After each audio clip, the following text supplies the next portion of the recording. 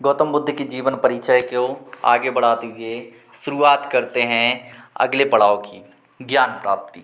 इसके पहले बुद्ध के जीवन परिचय से संबंधित हमारी वीडियो के और भी पार्ट आ चुके हैं। कृपया इस वीडियो को देखने से पहले उन पार्ट्स को ज़रूर देखें। शुरुआत करते हैं ज्ञान प्राप्ति या दर्शन परिचर्चा। शांति प्रिय अराड मुनि के आश्रम में राजकुमार सिद्धार्थ ने प्रवेश किया तो ऐसा लगा जैसे उनके शरीर की आभा से सारा आश्रम प्रकाशवान हो गया हो। मुनि अराड ने दूर से ही राजकुमार को देख लिया और उच्च स्वर में कहा, स्वागत है, आइए। राजकुमार धीरे धीरे उनके पास आए। दोनों ने विधि पूर्वक एक दूसरे का अभिवादन किया, कुशल क्षेम पूछा और फिर मृगचर्म बिछी 2 चौकियों पर दोनों बैठ गए। मुनि ने राजकुमार को निहारते हुए स्नेहपूर्वक कहा, हे सौम्य, मुझे पता चला है कि आप सभी स्नेह बंधनों को तोड़कर घर से निकल आए हैं। आपका मन सभी प्रकार से धैर्यवान है। आप ज्ञानी हैं, तभी तो राजलक्ष्मी को त्याग कर आप यहाँ आए हैं। वैसे राजा लोग भोगी हुई राजलक्ष्मी को अपनी संतान को सौंपकर ही वन में आते रहे हैं, परंतु आश्चर्य की बात है कि आप विषयों के बीच रहते हुए एवावस्था में ही लक्ष्मी को बिना भोगे ही यहाँ आ गए। इस धर्म को जानने के लिए आप श्रेष्ठ पात्र हैं। आप ज्ञान रूपी नौका पर सवार होकर दुख रूपी सागर को पार कीजिए। यद्यपि शिष्य को अच्छी तरह जानकर ही उचित समय पर शास्त्र ज्ञान दिया जाता है, परंतु आपकी गंभीरता और संकल्प को देखकर मैं आपकी परीक्षा नहीं लूँगा। अराड मुनि के ये शब्द सुनकर कुमार परिव्राजक अत्यंत प्रसन्न हुए। वे बोले, आप वैसे व्रत की यह अनुकूलता देखकर मैं कृतार्थ हो गया हूँ।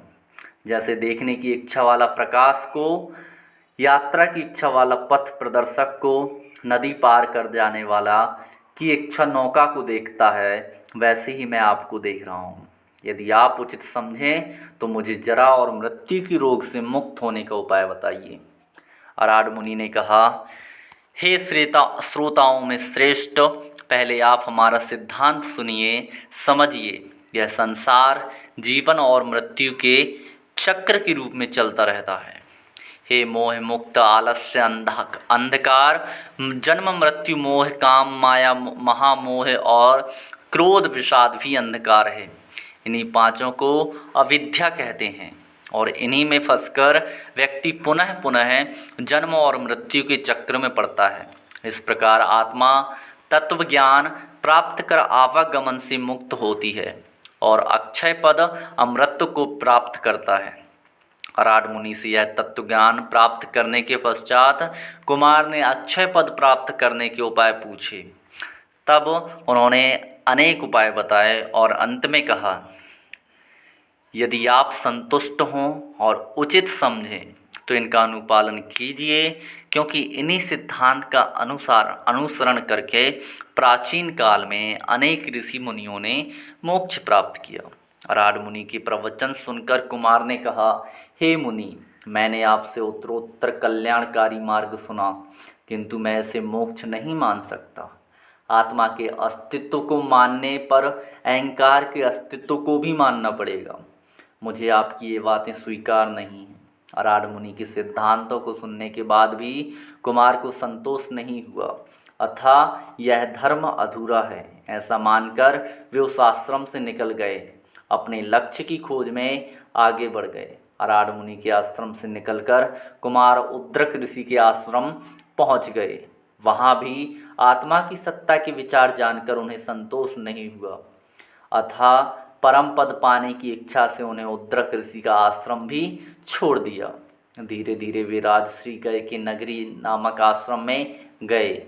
कुछ समय के बाद बोधिसत्व कुमार को एकांत विहार की इच्छा हुई, इसलिए उन्होंने निरंजना नदी के तट पर निवास किया।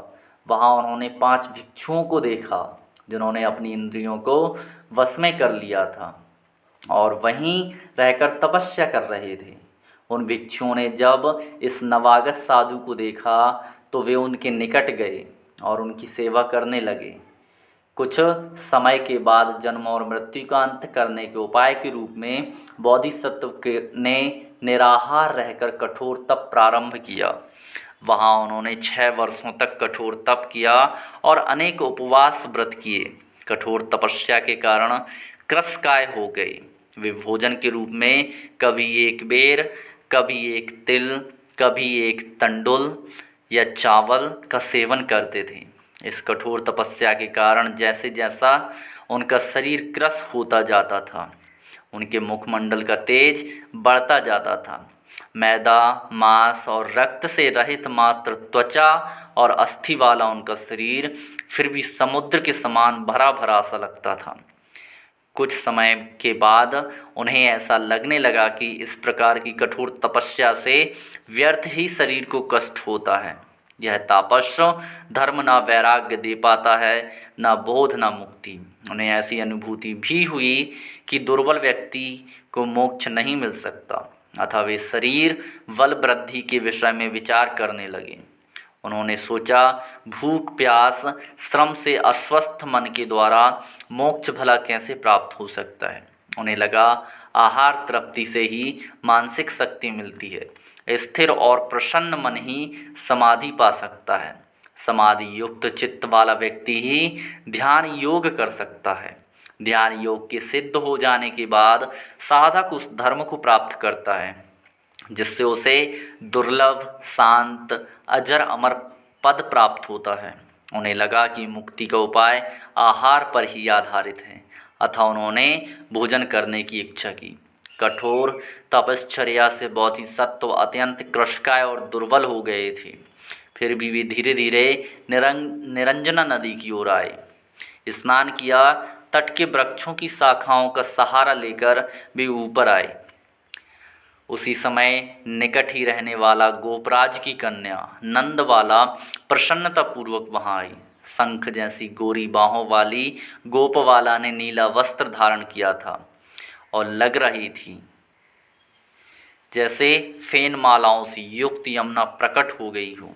नंदबाला ने पहले श्रद्धापूर्वक बोधिसत्व को प्रणाम किया, उन्हें पायस खीर से परिपूर्ण पात्र प्रदान किया। इस प्रकार की सुभोज्य से तृप्त होकर उन्हें लगा कि वे अब बोधि प्राप्त करने में समर्थ हो गए हैं। बोधिसत्व के साथ रह रहे 5 भिक्षुओं ने जब उनका यह आचरण देखा तो उन्हें लगा अब यह मुनि भी धर्मोच्युत हो गए हैं, इसलिए वे इन्हें छोड़कर चले गए। उन सब के चले जाने के बाद बोधिसत्व सिद्धार्थ ने बोधि प्राप्त करने के लिए दृढ़ संकल्प लिया। वे पास ही एक अवस्था पीपल वृक्ष के नीचे भूमि पर आसन लगाकर बैठ गए। तभी काल नामक एक सर्प प्रकट हुआ, क्योंकि उसे ज्ञात हो चुका था यह मुनि अवश्य ही बोधि प्राप्त करेगा। उसने पहले उनकी स्तुति की। काल सर्प ने कहा, हे मुनि, आपके चरणों से आक्रांत होकर यह पृथ्वी बार बार डोल रही है। सूर्य के समान आपकी आभा सर्वत्र प्रकाशित है। आप अवश्य अपना लक्ष्य प्राप्त करेंगे। हे कमल लोचन, जिस प्रकार आकाश में प्रवाहित नीलकंठ पक्षियों के झुंड आपकी प्रदक्षिणा कर रहे हैं और मंद मंद पवन प्रवाहित हो रही है, उससे लगता है आप अवश्य ही बुद्ध बनेंगे। सर्प द्वारा अपनी स्तुति सुनकर सिद्धार्थ ने तृण लेकर बोधि प्राप्ति के लिए प्रतिज्ञा की। वे महावृक्ष के नीचे बैठ गए। उन्होंने निश्चय किया, जब तक मैं कृतार्थ नहीं हो जाता तब तक इस आसन से नहीं उठूंगा। जब सिद्धार्थ ने प्रतिज्ञा पूर्वक आसन लगाया तो देवतागण अत्यंत प्रसन्न हुए। सर्वत्र नीरवता छा गई। उस समय न मृग बोले न पक्षी। वे धीरे धीरे नितांत एकांत शांत वातावरण में समाधिस्थ हो गए। मार की पराजय। जब महामुनि सिद्धार्थ ने मोक्ष की प्राप्ति की प्रतिज्ञा कर आसन लगाया तो सारा लोक अत्यंत प्रसन्न हुआ, परंतु सद्धर्म का शत्रु मार्ग कामदेव भयभीत हो गया। उसे सामान्यतः कामदेव चित्रायुध पुष्पसर कहा जाता है। यह काम के संचार का अधिपति है, यही मार है। उसके विभ्रम, हर्ष, दर्प नाम की 3 पुत्र हैं और अर्ति, प्रीति और तृषा नाम की 3 कन्याएं। उन्होंने जब अपने पिता को भयभीत देखा तो इसका कारण जानना चाहा। मार ने अपने पुत्र और पुत्रियों को बताया, देखो, इस मुनि ने प्रतिज्ञा का कवच पहनकर सत्य के धनुष पर अपनी बुद्धि के बाण चढ़ा लिए हैं। यह हमारे राज्य को जीतना चाहता है। यही मेरे दुख और भय का कारण है। यदि यह मुझे जीत लेता है और सारे संसार को मोक्ष का मार्ग बता देता है तो राज्य सूना हो जाएगा। इसलिए यह ज्ञान दृष्टि प्राप्त करे उससे पहले ही इसका व्रत भंग कर दूं। अतः मैं भी अभी अपना धनुष बाण लेकर तुम सबके साथ इस पर आक्रमण करने जा रहा हूँ। इस प्रकार सारी स्थिति समझाकर मार अपने पुत्र पुत्रियों को साथ लेकर उसी अश्वत्थ वृक्ष के पास गया जहाँ महामुनि समाधि लगाकर विराजमान थे। उसने पहले महामुनि को ललकारा, फिर धनुष बाण हाथ में लेकर कहा, हे मृत्यु से डरने वाले क्षत्रिय, उठो, अपने क्षत्रिय धर्म का आचरण करो, मोक्ष का संकल्प छोड़ो, शास्त्रों और यज्ञों से लोक जीतकर इंद्रप्रद प्राप्त करो, नहीं तो मैं अपना बाण छोड़ दूंगा। मार की इस चेतावनी जब मुनि पर कोई प्रभाव नहीं करी तो उसने अपने पुत्रों और कन्याओं को आगे भेजा और अपना बाण छोड़ दिया, परंतु इसका भी मुनि पर कोई प्रभाव नहीं पड़ा। तो वह बहुत दुखी हुआ और सोचने लगे, मैंने यही बाण शिव पर छोड़ा था, एक बार विचलित हो गए थे, परंतु आज यह निष्फल हो गया। मैं क्या इस मुनि के हृदय नहीं है, अथवा यह बाण वह बाण नहीं रहा जिसने शिव को पराजित किया था। इस प्रकार सोचती हुई उसने अपनी सेना को याद किया। तत्काल उसकी विकराल सेना उपस्थित हुई। महामुनि के चारों ओर विचित्र भयंकर आकृति वाले जीवों की भीड़ लग गई। वे विविध प्रकार की रूप सज्जा धारण किए हुए थे। उनमें से कुछ त्रिशूल घुमाकर नाच रहे थे, कुछ गदा हाथ में लिए इधर उधर कूद रहे थे, सांड की तरह हुंकार भर रहे थे। रात्रि के प्रारंभ में ही शाक्य मुनि और मार के बीच होने वाले युद्ध के कारण सारा आकाश मलिन हो गया।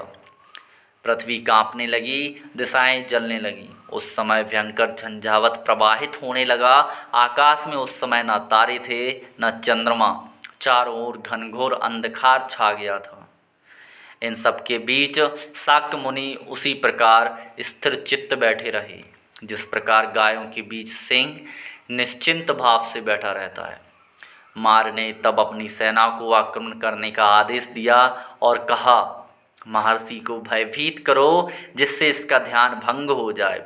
आज्ञा अनुसार सभी महामुनि को डराने लगे, किंतु जैसे खेल में उत्तेजित बालकों को न व्यथा होती है न उद्वेग, वैसे ही महर्षि इन सबके भयंकर रूपों और क्रियाकलापों से न व्यथित हुए न उत्तेजित। जब मार के किसी सैनिक ने अपनी आंखें तरेर कर महामुनि पर गदा से प्रहार किया तो उसकी गदा सहित हाथ ही जकड़ कर रह गया। किसी ने शिला और किसी ने वृक्ष उठाकर उन पर प्रहार करना चाहा तो वे स्वयं ही गिर गए। किसी ने उन पर अंगारों की वर्षा की तो मुनि के मैत्री भाव के कारण वे लाल कमलों की पंखुड़ियाँ बनकर बरसने लगे। शाक्य मुनि अपने आसन से जरा भी विचलित नहीं हुए। इस भयंकर वातावरण से वन के पशु पक्षी आर्तनाद करने लगे, सभी भयभीत हो गए, किंतु सिद्धार्थ मार की सेना से भयभीत नहीं हुए। इस पर मार को बहुत दुख हुआ, उसे बहुत क्रोध भी आया। तभी किसी अदृश्य जीव ने आकाश से प्रकट होकर मार से कहा, तुम व्यर्थ ही क्यों परिश्रम कर रहे हो? जैसे सुमेरु पर्वत को हवा हिला नहीं सकती, वैसे ही तुम और तुम्हारे भूतगण इस महामुनि को विचलित नहीं कर सकते। चाहे अग्नि अपनी उष्णता छोड़ दे, चाहे जल अपना द्रवत्व छोड़ दे, चाहे पृथ्वी अपनी कक्षा को छोड़ दे, चाहे अपने पूर्व जन्मों के पुण्य प्रताप से यह मुनि अपना निश्चय नहीं छोड़ेगा। यह मुनि शारीरिक और मानसिक रोगों से पीड़ित सारे जगत का महावैद्य है। तुम इसके कार्य में विघ्न ना डालो। इस आदर्श जीव ने आके कहा, देखो, क्षमा रूपी जटा धैर्य रूपी दृढ़ मूल चरित्र रूपी पुष्प, बुद्धि रूपी शाखा और धर्म रूपी फल देने वाला यह वृक्ष उखाड़ने योग्य नहीं है। बोधि प्राप्ति के लिए जो कार्य पहले इन्होंने किए हैं, इनकी सिद्धि का समय अब आ गया है। यह स्थान भी वही है जहाँ प्राचीन काल में अनेक मुनियों ने साधना की है। यह स्थान भूतल की नाभि है। ऐसी श्रेष्ठ भूमि पृथ्वी पर अन्यत्र नहीं है जो इस महामुनि की समाधि के वेग को सह सके। इसलिए हे मार, तुम व्यर्थ परिश्रम मत करो, जाओ शोक मत करो, शांति प्राप्त करो। अपने सभी प्रयत्नों को विफल होते देखकर अदृश्य जीव की ये बातें सुनकर मार अत्यंत खिन्न हुआ, वहाँ से शीघ्र ही भाग गया। अपने सेना नायक के मारे जाने पर सैनिक भाग जाते हैं, वैसे ही मार के जाने के बाद सारे भूतगण भी भाग गए। मार पर महर्षि की विजय तो हो गई।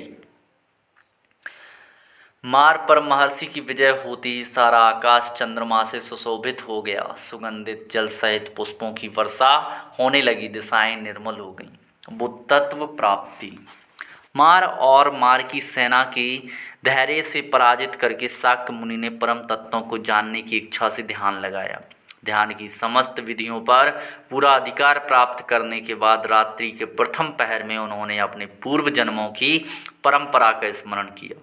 मैं कहाँ कहाँ कब कब अवतीर्ण हुआ हूँ, इस प्रकार उन्होंने सहस्त्रों जन्मों का प्रत्यक्ष स्मरण किया। अपने उन अवतारों में उन्होंने जो दया कर्म किए थे, जिस प्रकार मृत्यु प्राप्त की थी, उन सब का प्रत्यक्ष स्मरण किया।